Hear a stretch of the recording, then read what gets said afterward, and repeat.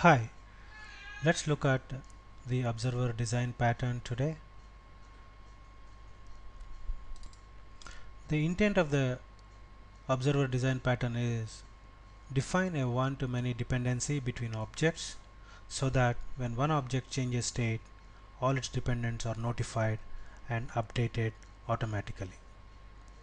Before we look at that pattern, let's look at a scenario. Let us say we have two students, Randy and Andy, and they have a mood which is set to either happy or unhappy.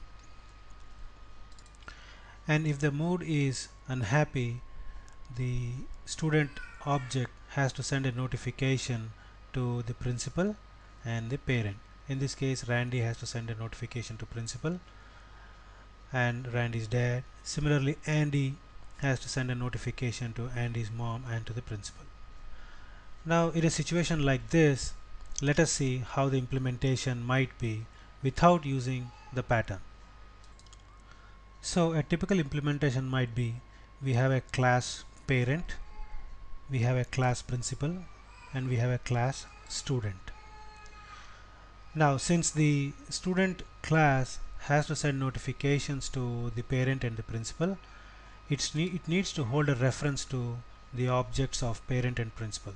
So here we have a reference to the parent and the principal, and since we are sending notification based on the moods, we have a flag here that says whether the student is happy or unhappy.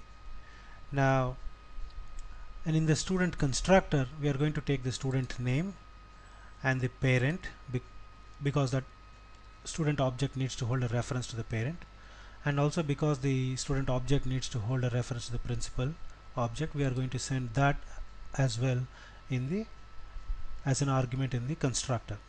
So here and by default we are saying happy is false.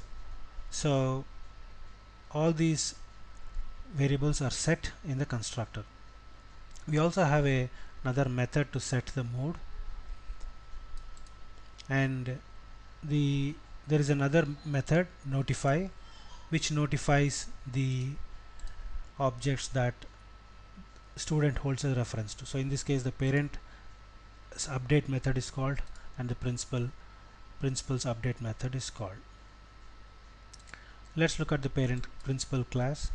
Here it is, when the update method is called, it writes to a console that the principal has been updated. Similarly, the parent has a update method and it writes to the console saying that it has been updated. Okay, so we have two students here, Andy and Randy. So we have instantiated two student classes, Andy and Randy, and for the Randy object we are sending Randy's mom as the parent and Morris as the principal. Similarly for Andy's, and the name is Andy and Andy's mom as the parent and the principal. Okay, now that this is set, let us set Andy's mood to happy and Randy's mood is unhappy. So based on this, if we run this, Randy's parent and the principal needs to get notified. Let us see how it behaves. Okay, so we see the output is parent of Randy has been updated and Morris the principal has been updated that Randy is unhappy. Now let us see if we have to make a change.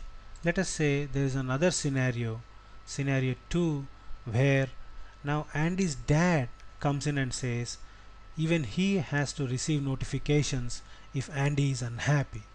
So with this new change, let us see how the implementation might change.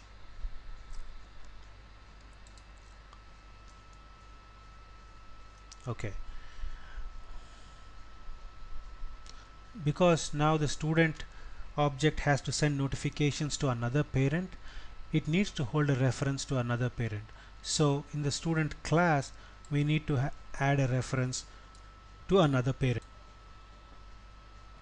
and in this case we call the parent P2. And earlier we had the constructor where it was taking only one parent, So we have to add another constructor now that takes this new parent as another parameter. Okay, so that is one another change that we need to make. And in the notify, we were notifying the parent and the principal.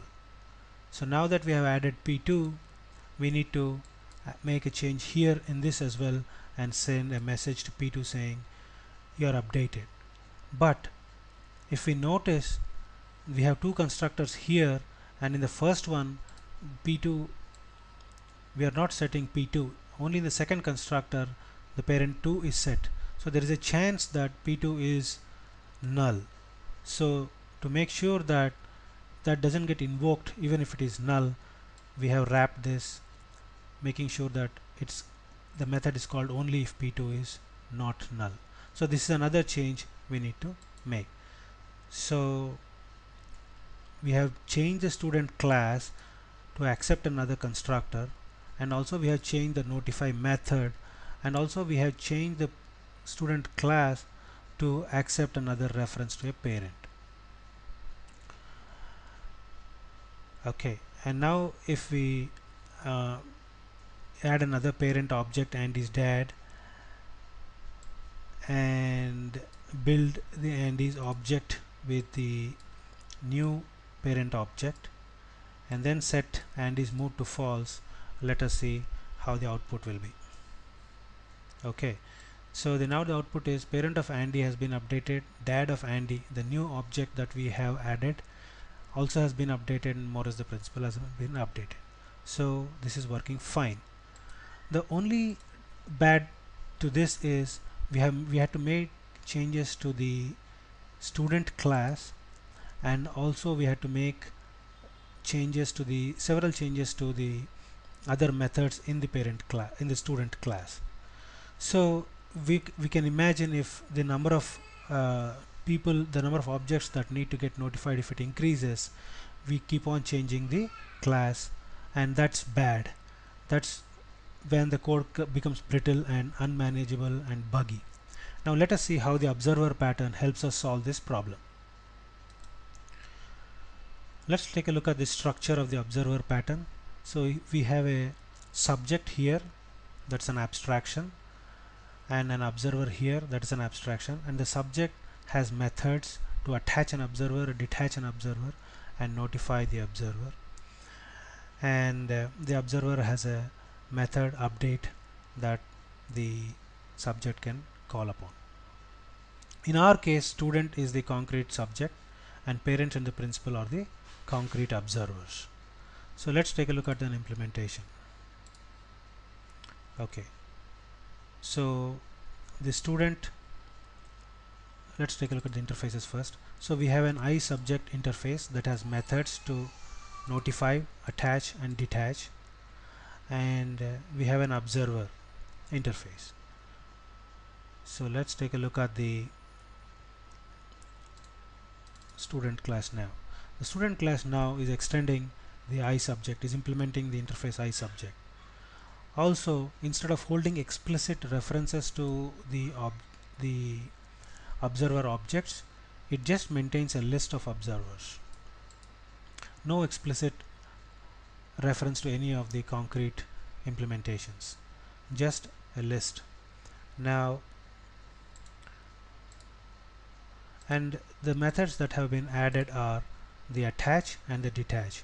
When we attach an observer, it gets added to the list, and when an observer is detached, it gets removed from the list. Okay, and the notify loops through each of the observers that are available and then calls the update method on them. Okay, the principal implements the iObserver interface, and consequently there is a method update, and here we are writing to the console saying that this particular object has been updated. Similarly, the parent. Now with these changes, let us see how things change here. So we have a parent, Andy's mom, principal Morris, student Andy, and Randy's mom as another parent for the student Randy. Okay, and here the differences are, we are attaching Andy's mom as an observer and Morris as an observer again to Andy. Similarly for Randy. Now that Andy's mood is set to unhappy, let us see how it behaves.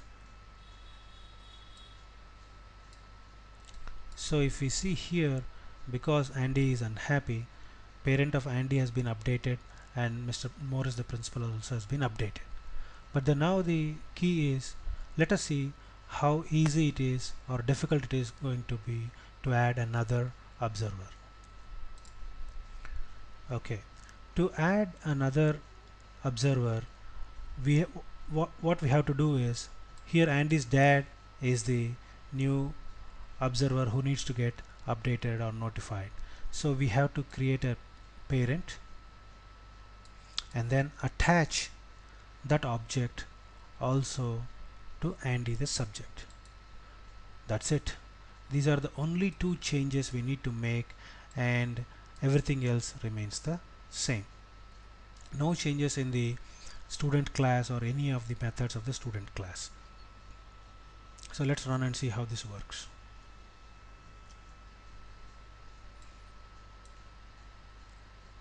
Alright, parent of Andy has been updated, Morris the principal has been updated, and dad of Andy has been updated. It is as simple as that. So this is how the observer pattern helps us solve this problem of adding observers without making the subject class brittle. And this code is easy to understand, maintainable, and absolutely elegant. That's the advantage of using patterns. Hope things have been clear with this video. The code for this is available as a download at the link underneath the description of the video. Thanks for watching. Goodbye.